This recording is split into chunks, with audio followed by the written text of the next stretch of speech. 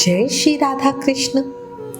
मेरा मुरली वाला आंसू कभी आंखों में भरने नहीं देता, दर्द भी चेहरे पर उभरने नहीं देता।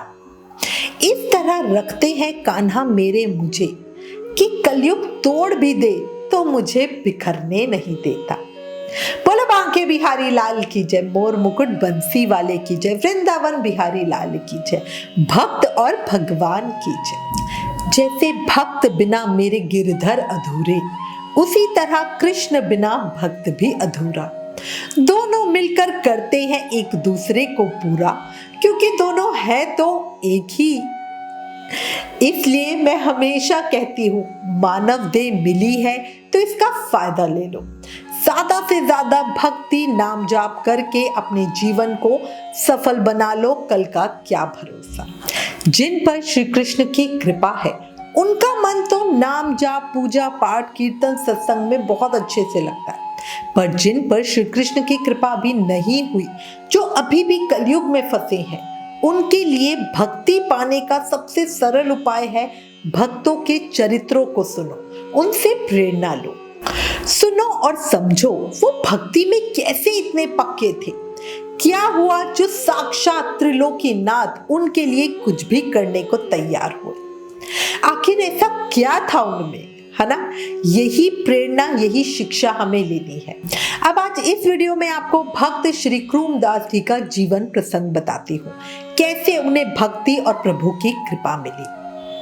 भगवान श्री पंडरीनाथ के एक भक्त हैं श्री क्रूमदास जी। क्रूमदास जी पैठन नामक गांव में रहते थे। श्री क्रूमदास जी को बचपन से ही हाथ पैर के पंजे नहीं थे, इसी से उनका नाम क्रूमदास पड़ा। हाथ पैर के पंजे ना होने से इन्हें अपने शरीर को किसी तरह घसीट कर चलना पड़ता था। जहां तहां पड़े रहते और जो कुछ मिल जाता खा लेते। मुख से हर समय राम कृष्ण हरि विठल केशव इन्हीं नामों का जाप करते रहते। अब मैं तो इसे अपने कान्हा की लीला ही कहूंगी, है ना, पर कुछ इसे विधि का विधान भी कहेंगे। हुआ क्या, एक दिन पैठन में संत एकनाथ जी के दादाजी पूज्य श्री भानुदास जी महाराज द्वारा हरि कथा हो रही थी। श्री भानुदास जी सिद्ध महात्मा थे। दूर दूर से प्रेमी जन और संत महात्मा उनकी कथा में आते थे। क्रूमदास जी को जब पता चला तो वो पेट के बल रेंगते हुए कथा पंडाल में पहुंचे। उस समय संत श्री भानुदास जी पंढरपुर की आषाढ़ी कार्तिक यात्रा का महत्व सुना रहे थे। संत जी ने बताया, आषाढ़ से कार्तिक 4 महीने भगवान सोते हैं और कार्तिक एकादशी, जिसे देव उठनी एकादशी कहते हैं, उस पर जागते हैं। कार्तिक एकादशी पर पंढरपुर में बड़ा भारी मेला लगता है। उस समय पंडरीनाथ के दर्शन से जीवन साकार हो जाता है। अब कथा में बड़ा आनंद आया और संत जी की बात क्रूमदास जी के दिमाग में बैठ गई। कार्तिक एकादशी में अभी 4 महीने बाकी थे।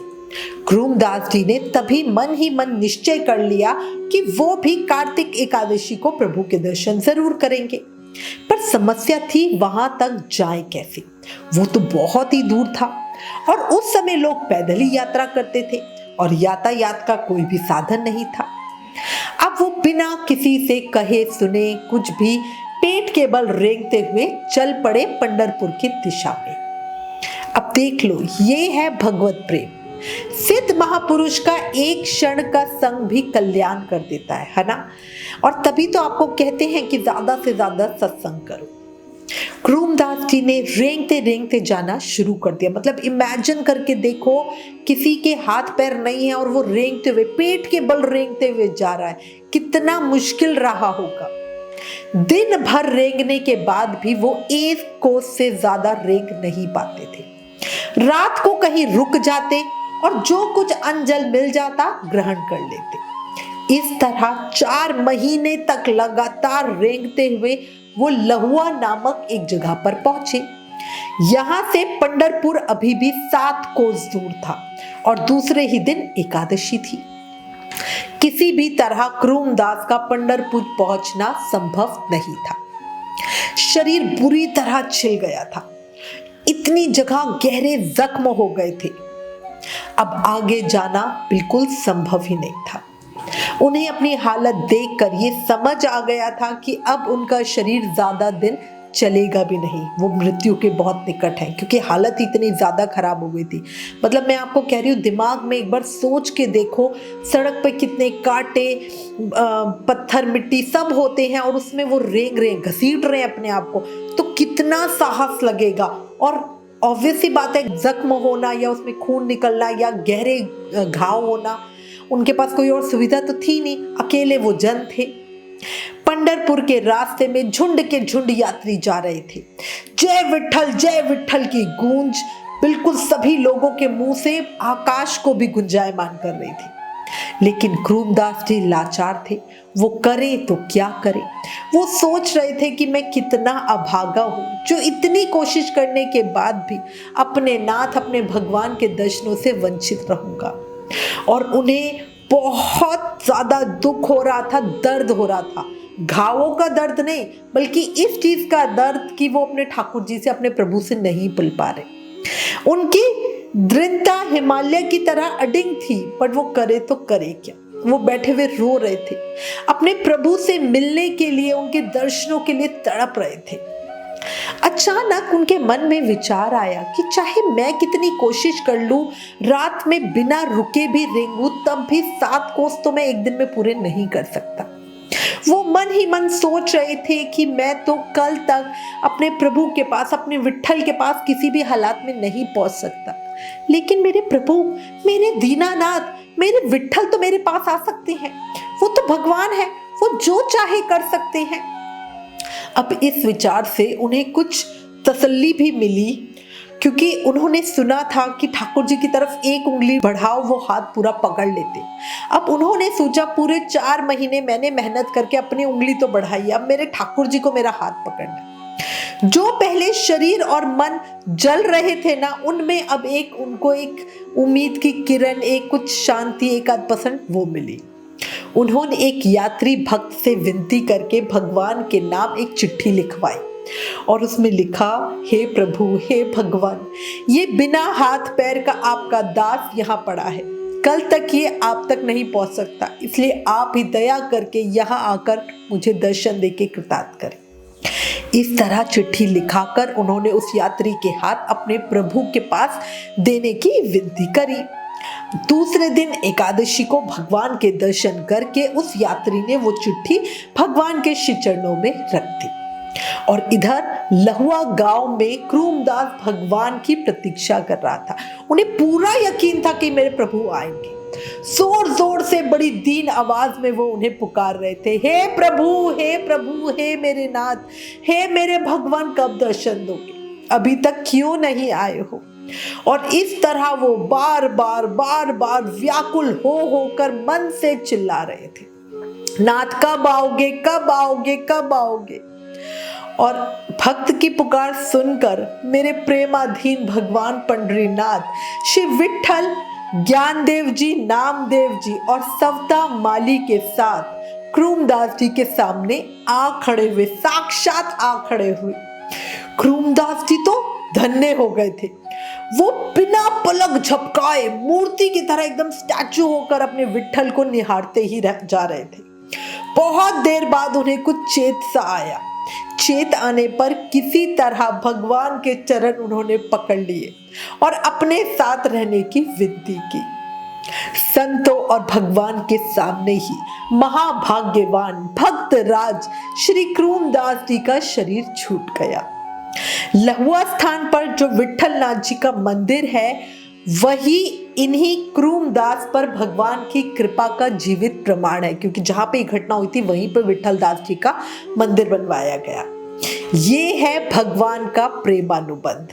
मतलब उन्होंने आपके साथ कॉन्ट्रैक्ट साइन कर रखा है कि अगर उन्हें सच्चे दिल से प्रेम करोगे तो वो करेंगे ही करेंगे। आपको पता है, मंदिर के बगल में पीछे की ओर एक कुआं है। आषाढ़ी यात्रा के समय कितना भी भयानक अकाल पड़ा हो या सूखा हो, कुछ भी स्थिति हो, पर उस कुएं का पानी उस यात्रा के समय अपने आप भर जाता है। ये भी एक चमत्कार है। ऐसा कहा जाता है कि भगवान के साथ श्री चंद्रभागा नदी श्री क्रूमदास जी की समाधि का दर्शन करने वहां आती है। और इसी से कुआं अपने आप भर जाता है। अच्छा, एक और बात बताऊं, इसको सुन के तो आप बहुत हैरान होंगे। औरंगजेब मतलब कितना क्रूर शासक था, जिसने हमारे कितने ही मंदिर तोड़ दिए। उस पापी ने भी क्रूमदास जी का मंदिर और समाधि स्थान खुद से बनवाया, क्योंकि उसने जब उनकी कहानी सुनी तो उसे बड़ा ही आश्चर्य हुआ। संत क्रूमदास जी का भागवत प्रेम सुनकर वो कठोर दिल क्रूर बादशाह भी बिल्कुल पिघल के पानी हो गया, और इसी वजह से उसने मंदिर और क्रूमदास जी की समाधि बनवाई। यहाँ ब्राह्मण, क्षत्रिय और मुसलमान तीनों तरह के लोग अलग अलग सेवा करते हैं। और आपको पता है, उस मंदिर में गाय के घी का एक दिया हमेशा प्रज्वलित रहता है। भगवान भक्त का प्रेम चाहते हैं, बस प्रेम से उन्हें पुकारना, उनको याद करना और उनके वियोग में विकल रहने की जरूरत है। देखना, ठाकुर जी को रीझते देर नहीं लगती। कोई ऐसे पुकार कर तो देखे, है ना। अगर मनुष्य उनसे सच्चा प्रेम करता है तो वो जरूर उनके हो जाते हैं, और फिर उस भक्त का जीवन अपने आप धन्य हो जाता है। बोला भक्त और भगवान की जय, मेरे मोर मुकुट मुरली वाले की जय। मित्रों, मेरी एक बात सुनो, जब अपने तुमको ठुकरा दे, तुम कृष्ण के दर को अपना लेना। जब कोई तुमको रुलाए, तुम कृष्ण के गीत गुनगुना लेना। कृष्ण करुणा का सागर है, तुम उनमें डुबकी लगा लेना, और जीवन मृत्यु के इस चक्र से मुक्ति पा लेना। बोलो मेरे श्यामा श्याम की जय, मेरे मोर मुकुट बंसी वाले की जय, वृंदावन बिहारी लाल की जय। अगर भक्त के जीवन की इस सत्य घटना ने दिल को छुआ, आंखें नम हुई, दिल की धड़कन बढ़ी, तो प्लीज इस वीडियो को ज्यादा से ज्यादा शेयर करो। भक्त का चरित्र सुनने से मन में भक्ति बढ़ती है, प्रेम, समर्पण और कृष्ण पर विश्वास बढ़ता है। इसलिए ज्यादा से ज्यादा भक्तमाल कथाएं सुना करो। Please like, share and subscribe. Thank you. जय श्री राधा कृष्ण।